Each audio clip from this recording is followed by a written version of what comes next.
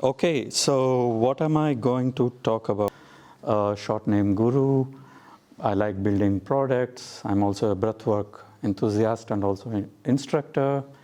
I'll be around if you want to know more about breathwork. You can talk to me. I'm also a data science enthusiast, and I work as engineering manager for Around Home. Yeah, you can find me in LinkedIn as well. So today I just wanted to share something that I found interesting.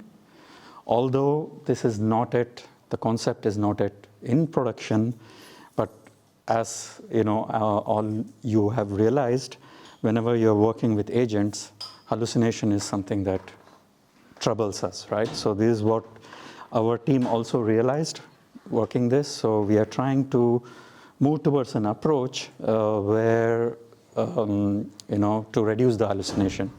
So this is what I wanted to share today. Although the topic said SEO, but I don't think, because it's a broader topic, so I'll be only talking about localizing content. And I'd also show a demo by considering a page. So you can replace this page by content, and it need not be a HTML page, but it could be anything that you can inference in a chat, for example. Right, okay. That being said, so I want to bring your attention to one thing to begin my presentation. Whenever as you are listening to my words, right? It's only 7% of your brain capacity that is actually listening to words. The rest of the things, it's nonverbal communication, right? You're observing how I'm talking, my slides. So it's 93% nonverbal communication, right? So how is that, we can use this in computing? Like, for instance, if someone types in the search saying, hey, I need headphones.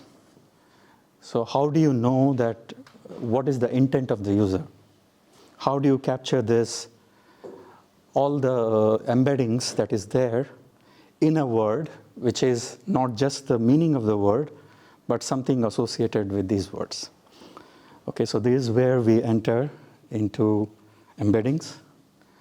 So for instance, to take an example, if you consider my name, it's not just words, so it has a meaning behind it. So suppose if I register in some website using my name, take for example Netflix, they already know certain things about me.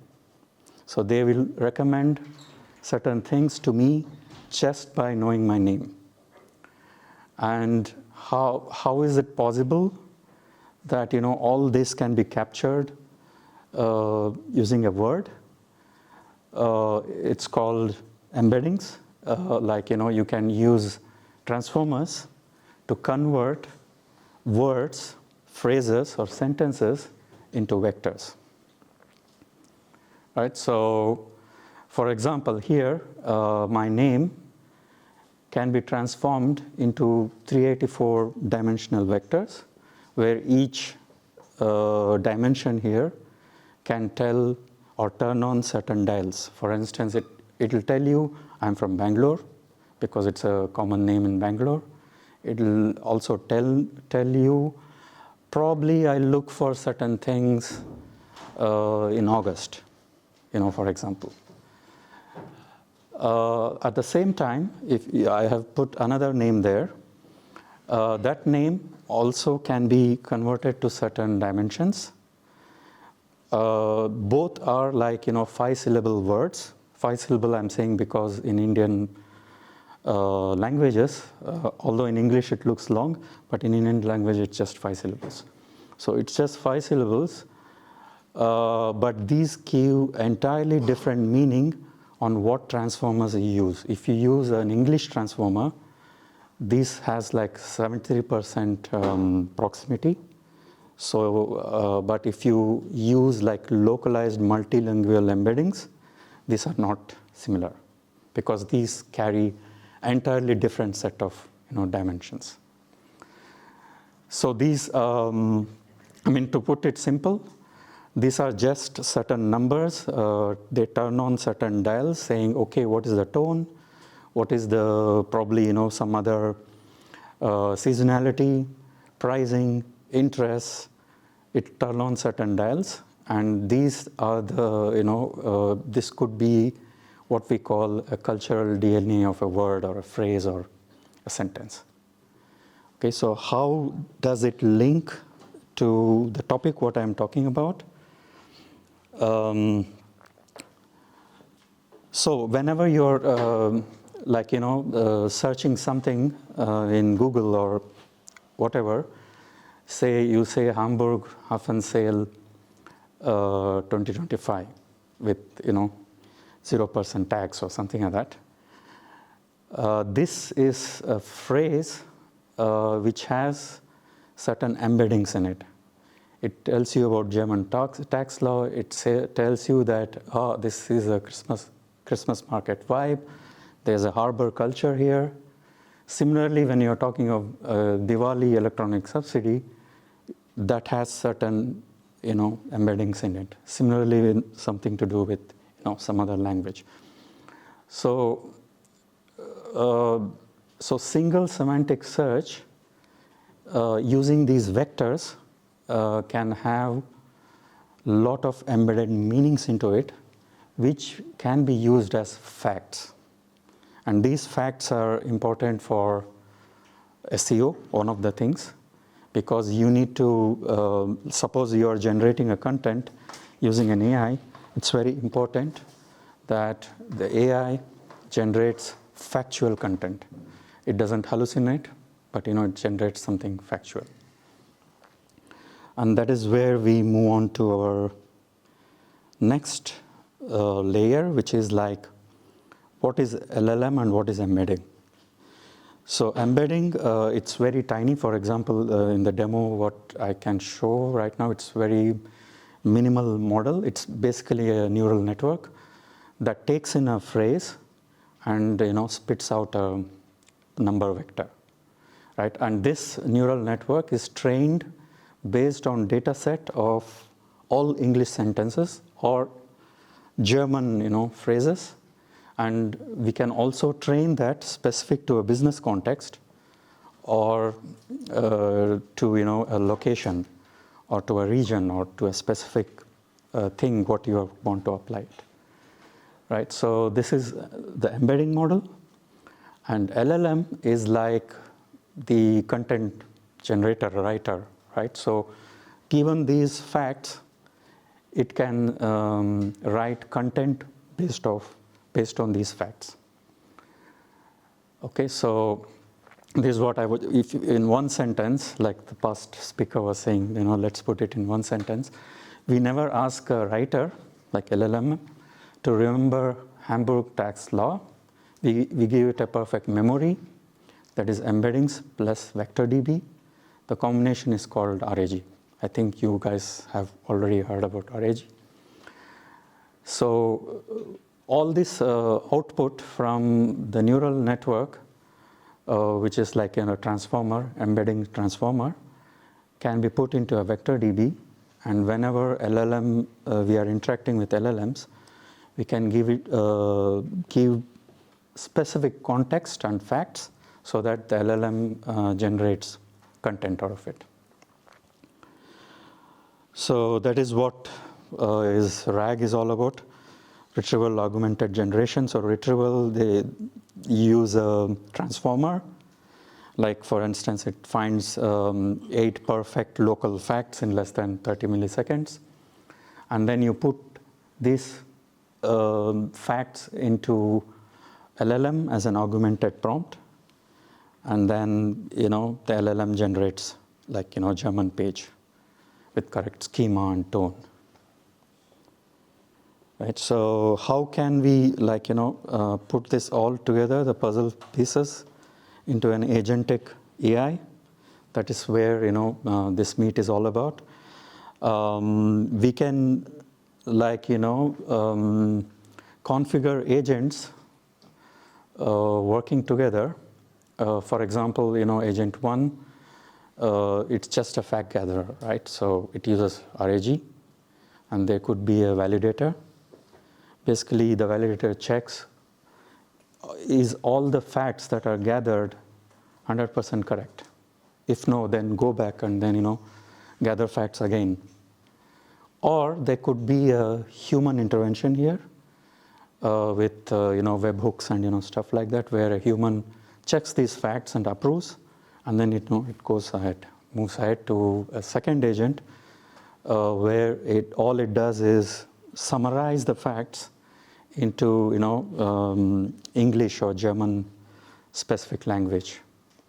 And then other agents takes in this content and then optimizes it.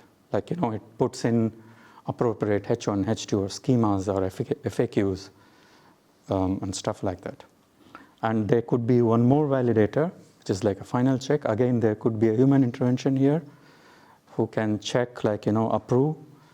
And then, example, using Astro, you can generate a page and make it live. Or it could also be like an inference to an LLM. Suppose, entire thing, it's not about pages, it's about you're chatting in a chat GPT or, LLM kind of an environment. Then it could be an inference to that, the LLM output. Let me try to very quickly show something. So this is something I asked Cursor to, hey, give me a graph of, pictorial representation.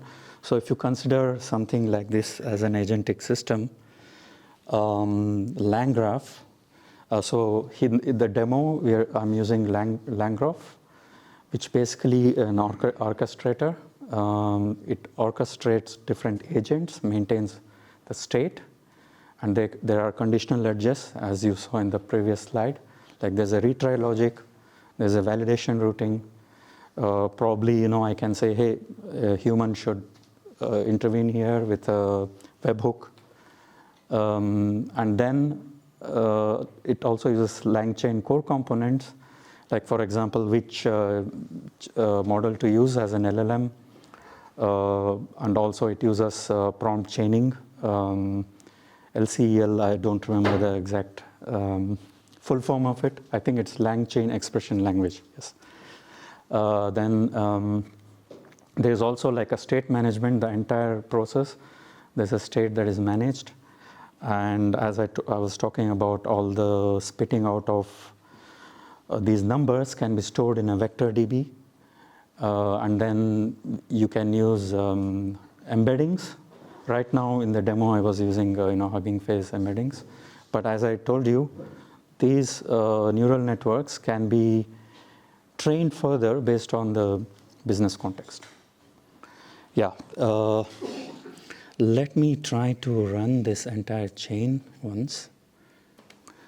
So here, what you can see is the agent 1 is running. It's basically gathering facts. Basically, imagine like, you're building it for Amazon-like, company, where I want to know, gather facts for, say, Seattle for laptops, right? So it has gathered like the vector DB had already 4 facts, but apart from that, the agent went to predefined sites and then collected additional facts. And then, basically it continues with web search. Apart from predefined sites, it can go to crawling the internet for further facts, and it collects all the facts. Once that is done, the validator basically checks. So in this case, it's connecting to OpenAI. So it is saying needs review, because it's saying all the claims cannot be verified. Obviously, because I had populated all fictitious data there, so OpenAI could not verify that it's accurate. But I have simulated a human intervention here. It says yes, and it continued to the next agent. So agent 2 basically summarizes it, and agent 3 creates a kind of an SEO valid pages. And I basically ran for 2 cases here. One was laptop in Seattle, and the other one was mobile in New York. Right, so so it has run. So let's see like the content.